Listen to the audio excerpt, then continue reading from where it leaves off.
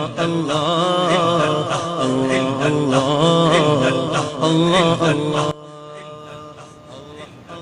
اللہ تبارک و تعالی فی القرآن المجید والفرقان الحمید قل هل يستوي الذین یعلمون والذین لا یعلمون آمنت باللہ صدق اللہ مولانا العظیم وبلغنا رسولہ النبی الکریم الامین ونحن على ذلك لمن الشاہدین والشاکرین والحمد للہ رب العالمین ان اللہ وملائکتہ یصلون علی النبی یا ایہا الذین آمنوا صلوا علیہ وسلموا تسلیما۔ تمام احباب مل کر درود پاک پڑھیے۔ الصلاۃ والسلام علیک یا سیدی یا رسول اللہ وعلی آلک واصحابک یا سیدی یا حبیب اللہ۔ الصلاۃ والسلام علیک یا نبی اللہ وعلی آلک واصحابک یا حبیب اللہ۔ یا رب صلی وسلم دائما ابدا علی حبیبک خیر الخلق کلہم والحبیب الذی ترجی شفاعتہ لکل حول من الاحوال مقتحم۔ یا اکرم الخلق ما لی من علوذ بہ سواک عند حلول الحادث الامامی۔ اللہ رب العزت کی حمد و ثنا اور اللہ کے پیارے محبوب حضور آقا نامدار مدنی تاجدار حضور سرور کائنات روح کائنات جان کائنات اور ایمان کے مرکز و محور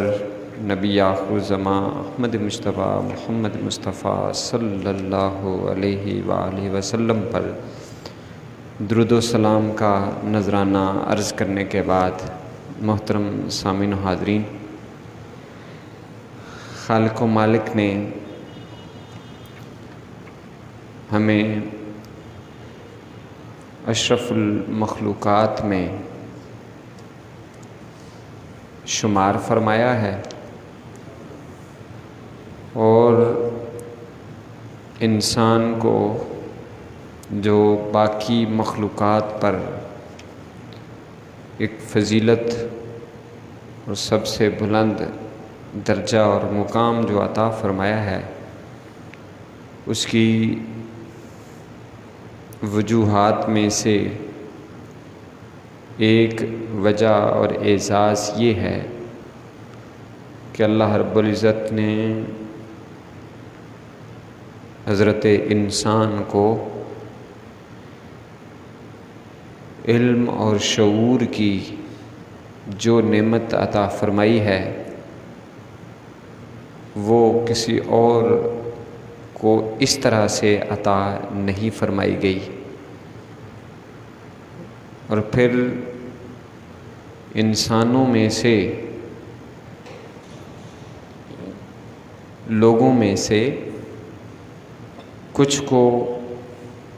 دوسرے لوگوں پر ایک درجہ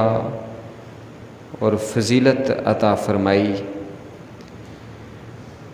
اور ان میں حفظ مراتب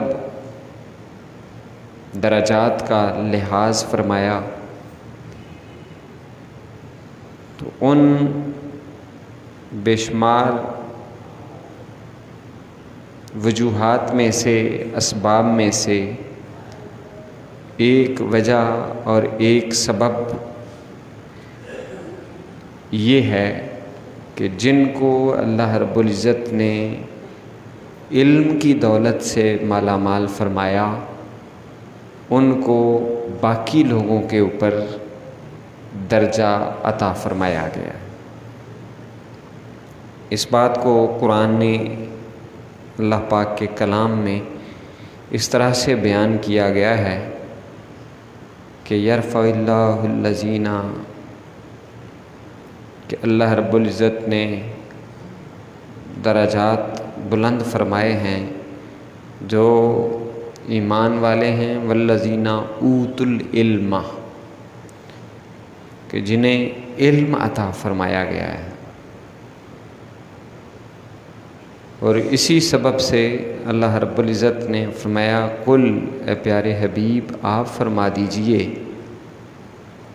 هل یستوی الذین یعلمون والذین لا یعلمون، کہ کیا علم والے اور وہ جن کے پاس علم نہیں ہے، کیا یہ دونوں گروہ برابر ہو سکتے ہیں؟ یعنی صاحب علم افراد کے گروہ اور بے علم افراد کے گروہ میں کوئی برابری نہیں ہے، کوئی مساوات نہیں ہے، وہ مساوی نہیں ہے، بلکہ جنہیں علم اور شعور کی دولت عطا فرما دی گئی ہے وہ بغیر علم والوں سے بلند درجہ اور مقام رکھتے ہیں۔ اور پھر علوم کی بھی آگے کلاسیفیکیشن اس طرح سے بیان کر دی گئی ہے کہ کچھ علوم ہیں کہ جو فرض کا درجہ رکھتے ہیں، جن کو حاصل کرنا لازمی ہے، ضروری ہے، اور کچھ ایسے علوم ہیں کہ جو فرض کفایہ کا درجہ رکھتے ہیں کہ جن کو کچھ لوگ حاصل کر لیں تو باقی کے اوپر بھی وہ فرض ساقط ہو جاتا ہے، اور کچھ علوم مباح اور جائز قرار دیے گئے ہیں، کچھ حرام بھی ہیں، ناجائز بھی ہیں۔ جادو کا علم ہے، اسے ناجائز اور حرام قرار دیا گیا ہے، اور یہ مذموم علوم کے اندر شامل ہے۔ اب ان علوم میں سے جو علم جتنا زیادہ بلند درجے والا ہے، فضیلت والا ہے، اتنا ہی اس علم کو حاصل کرنے والا بھی بلند درجے والا ہے، بلند مقام والا ہے۔ یعنی علوم کی درجہ بندی کے ذریعے سے علم کے حاصل کرنے والوں کی درجہ بندی بن جاتی ہے۔ اور اللہ کے پیارے محبوب صلی اللہ علیہ وآلہ وسلم نے ارشاد فرمایا ہے کہ من یرد اللہ بہ خیرا یفقہہ فی الدین،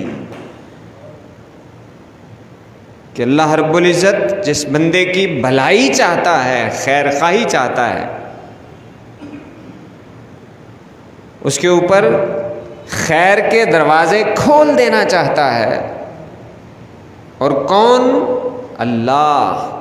خالق و مالک۔ من یرد اللہ، جس پر اللہ رب العزت خیر کے دروازے کھولنے کا ارادہ فرما لیتا ہے، وہ چاہتا ہے، بھلائی چاہتا ہے، خیر خواہی چاہتا ہے کسی کی، یفقہہ فی الدین، اس کو دین کی سمجھ بوجھ اور علم عطا فرما دیتا ہے۔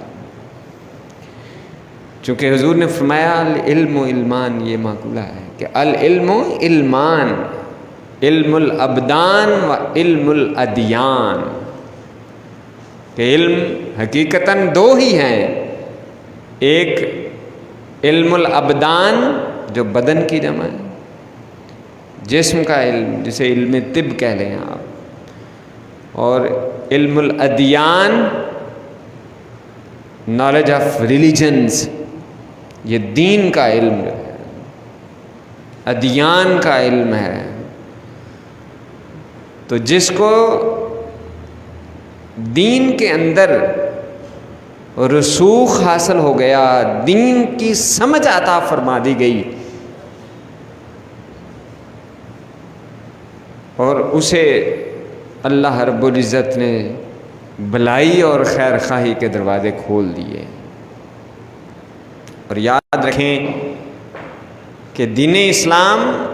جتنا علم کے حصول کے اوپر اور اس کے حاصل کرنے والے کے سٹیٹس کے اوپر جتنا دین اسلام زور دیتا ہے، باقی ادیان میں سے کوئی دین بھی اتنا زیادہ امپورٹنس اور اہمیت نہیں دیتا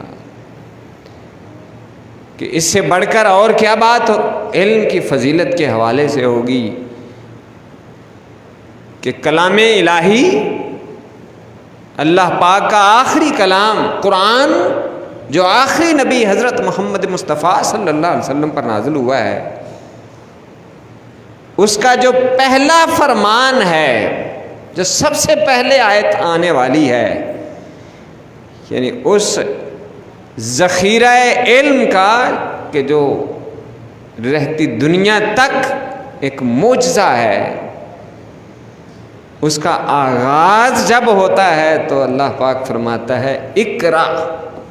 پڑھیے، یعنی اس کے اندر پڑھنے کا حکم دیا گیا ہے۔ اور امت مسلمہ کہ جن کی کتاب کا پہلا حرف ہی اقرا ہے، اگر وہ علم کو حاصل کرنے سے، علم کے اندر آگے بڑھنے سے گریزاں ہو تو یہ انتہائی قابل افسوس امر ہے۔ یاد رکھیں کہ جو قومیں علم کو اپنا زیور بنا لیتی ہیں وہ دنیا کی قیادت کرتی ہیں۔ اس وقت دنیاوی اعتبار سے اگر غور کریں تو جو قومیں بھی ایکسیڈ کر رہی ہیں، آگے بڑھ رہی ہیں، قیادت کر رہی ہیں، وہ علم کے میدان میں دسترس رکھتی ہیں، اس وجہ سے دنیا کی قیادت حاصل کر رہی ہیں، دنیا کے اوپر حکمرانی کر رہی ہیں۔ اور یہی دین اسلام کے ماننے والے جب علم کے میدان میں آگے تھے تو دنیا کے اکثر حصوں کے اوپر انہی مسلمانوں کی، اسی دین کے ماننے والوں کی حکومت تھی۔ اور اب جب ہم علم کے میدان میں پیچھے ہیں، اس کے اوپر صحیح فوکس نہیں کر رہے، جو اس کا حق ہے وہ ادا نہیں کر رہے، اور نہ ہی جو صاحب علم لوگ ہیں ان کی قدر کر رہے ہیں، تو ہم اگر آگے بڑھنا چاہتے ہیں تو ہمیں علم کے میدان کے اندر آگے بڑھنا ہوگا۔ تعلیم و تربیت یہ ایسا زیور ہے اور ایسا گفٹ ہے اپنی اولاد کے لیے کہ حضور نے فرمایا کہ کوئی شخص بھی اپنی اولاد کو کوئی تحفہ نہیں دے سکتا جتنا بڑا تحفہ اپنی اولاد کی تعلیم و تربیت، ان کے اخلاق کو بہتر بنا کر آدمی انہیں گفٹ دے سکتا ہے۔ کوئی گفٹ جو ہے وہ اپنی اولاد کے لیے نہیں ہے۔ ان کو علم کے زیور سے جب آراستہ کریں گے تو اسی سے ہی قومیں پروان چڑھیں گی، قومیں ترقی کرتی ہیں، عروج حاصل کرتی ہیں۔ لہذا ایک تو علم حاصل کرنے کے لیے جد و جہد اور کوشش کی جائے کہ حضور نے فرمایا کہ علم کے بھی پھر میں نے کہا کہ درجات ہیں، اور حضور نے فرمایا طلب العلم فریضۃ علی کل مسلم و مسلمۃ، کہ علم کا حاصل کرنا ہر مرد و عورت کے اوپر فرض ہے۔ وہ فرائض کون کون سے ہیں؟ جو چیز بھی آدمی کے اوپر فرض ہے اس پر وہ عمل نہیں کر سکتا جب تک اس کے بارے میں علم نہ حاصل کر لے۔ نماز فرض ہے،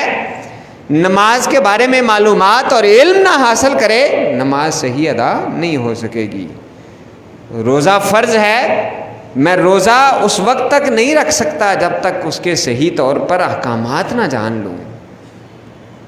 زکوٰۃ مجھ پر فرض ہے، اس کے بارے میں معلومات جب تک میرے پاس نہیں ہوگی، ان کا علم نہیں ہوگا، میں زکوٰۃ نہیں دے سکتا۔ اس سے آپ علم کی اہمیت کا اندازہ کر لیں کہ آدمی پر جتنے بھی فرائض ہیں ان فرائض کی ادائیگی کے لیے ان کے بارے میں جاننا اور علم حاصل کرنا ضروری ہے۔ اور پھر فرمایا فَاسْأَلُوا أَهْلَ الذِّكْرِ إِن كُنتُمْ لَا تَعْلَمُونَ، اگر علم نہ ہو کسی چیز کا، کوئی چیز آپ نہ جانتے ہوں تو فَاسْأَلُوا، پوچھ لو ان سے کہ جو جاننے والے ہیں، جنہیں یاد ہے، جنہوں نے علم حاصل کر رکھا ہے، ان سے پوچھ لیا جائے۔ اور اس سے اس بات کی بھی تائید حاصل ہوتی ہے کہ حضور نے فرمایا کن عالمن او متعلمن فلا تکن ثالثن، یا تو عالم بن جاؤ، یعنی ہر چیز کا علم تمہارے پاس ہو اور اسے آگے ڈلیور کرو، او متعلمن، یا سیکھنے والے بن جاؤ۔ ان دو حالتوں کے علاوہ لا تکن ثالثن، کوئی تیسری حالت اختیار نہ کرو کہ نہ علم حاصل کرنے کا جذبہ اور نہ ہی علم دینے کا جذبہ ہو، یہ تیسری کیفیت ہے۔ فرمایا کن عالمن او متعلمن ولا تکن ثالثن فتہلک، نتیجہ کیا ہوگا؟ اگر علم سے دوری ہوگی، فرائض کے بارے میں جاننا، اس کے بارے میں فکر ہی نہ کرنا، جو شخص کوئی چھوٹا سا بھی معمولی سا بھی کاروبار کرنا چاہتا ہے، اس کے لیے ضروری ہے کہ اس کے تمام پیچ و تاب، اس کی جو گتھیاں ہیں، اس کے جو اصول ہیں، ضابطے ہیں، وہ سیکھتا ہے کس طرح سے میں اس کو فلورش کر سکتا ہوں، کس طرح سے میں اس کو ترقی دے سکتا ہوں، میں اس میں کامیابی کیسے حاصل کر سکتا ہوں۔ لیکن ہم اس میں پوری جد و جہد کرتے ہیں، کوشش کرتے ہیں کہ کسی طرح سے کامیابی حاصل ہو جائے، لیکن کبھی ہم نے یہ بھی سوچا کہ اس اینگل سے بھی دیکھ لیا جائے کہ کیا شرعی اعتبار سے کوئی پابندی تو نہیں ہے، یہ جو میں کاروبار کر رہا ہوں شریعت کے منافی تو نہیں ہے، اللہ کے حکم کی خلاف ورزی تو اس میں شامل نہیں ہے، اللہ کے نبی صلی اللہ علیہ وسلم کی تعلیمات تو اس کے منافی نہیں ہیں، خلاف تو نہیں ہے، کیا کہیں اس کے محاذ کے اندر تو نہیں، میں گناہ تو نہیں اپنے لیے جمع کر رہا۔ اگر ساتھ اس چیز کا بھی نالج حاصل کر لیا جائے تو یہی علم کہ رزق حلال جب آدمی کماتا ہے تو یہ عین عبادت بن جائے گا،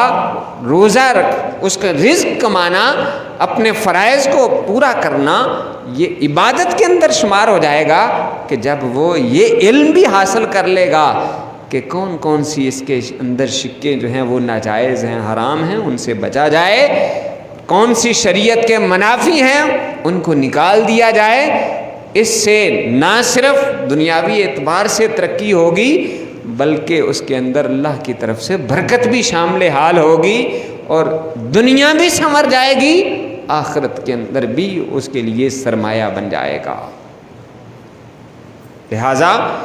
ایک تو اس بات کو ملحوظ خاطر رکھا جائے کہ کن عالمن او متعلمن فلا تکن ثالثن، تیسری حالت نہ اختیار کرنا کہ کچھ بھی پرواہ نہ ہو، فتہلک، پھر کیا نتیجہ ہوگا؟ ہلاک ہو جائے گا،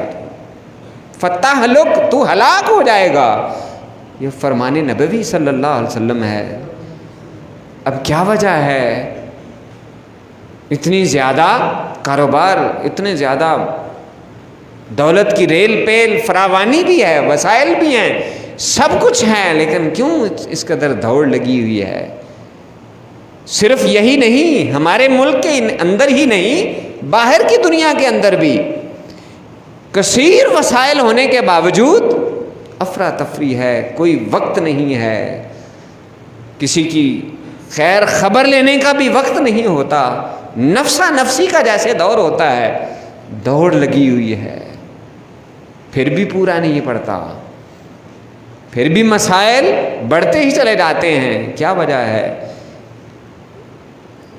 کہ اس کے اندر جو اصل چیز ہے کہ ہم جب تک اللہ کے احکامات وحی الہی کو اپنا رہنما بنا کر پھر ہم آگے اپنے حقوق و فرائض کو نہیں سمجھیں گے، اس کے مطابق اپنے آپ کو نہیں ڈھالیں گے، تو پھر یہی نتیجہ ہوگا کہ برکت نہیں ہوگی، افراتفری ہوگی، بے چینی ہوگی، انتشار ہوگا اور لڑائی جھگڑے بھی ہوں گے۔ اگر ہم اپنے آپ کو اس دنیا کے اندر بھی کامیاب دیکھنا چاہتے ہیں، اور یقیناً دیکھنا چاہتے ہیں، اور آخرت کے اندر بھی سرخرو ہونا چاہتے ہیں، تو پھر ضروری ہے کہ ہم جہاں باقی چیزوں کا علم حاصل کرتے ہیں، ہم دین کے بارے میں بھی، دینی نقطہ نظر سے بھی ہم دیکھیں کہ اگر تاجر ہیں، کاروبار کرتے ہیں، تو اسلامی تجارت کے کیا اصول ہیں، کیا ضابطے ہیں، کیا قوانین ہیں، ان کو بھی ایک لسٹ بنا کر اپنے پاس رکھ لیں اور ان کا لحاظ کریں۔ اگر ایک دکاندار ہیں تو دکاندار کے لیے اسلام نے کیا تعلیمات دی ہوئی ہیں ان کو بھی سامنے رکھ لیں۔ اگر ایک ڈاکٹر ہیں تو معالج کے لیے، پیشہ ور معالج کے لیے کیا کیا ہدایات دین اسلام نے عطا فرمائی ہوئی ہیں، ان کا بھی ایک چھوٹا سا مختصر سا کورس جو ہے وہ کر لیں، اس کے بارے میں بھی معلومات حاصل کر لیں۔ اگر ایک ٹیچر ہیں، معلم ہے، استاد ہیں،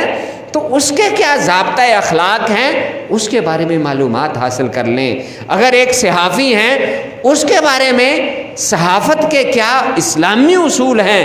دین اسلام اس حوالے سے کیا رہنمائی دیتا ہے، کیا خبر کو آگے پھیلانے کا شرعی نقطہ نظر سے کیا حکم ہے، کیا طریقہ ہے، غلط خبر کو آگے پھیلانے کا کیا نقصان ہوتا ہے اور اس سے کیا مسائل جنم لیتے ہیں، ان سب چیزوں کو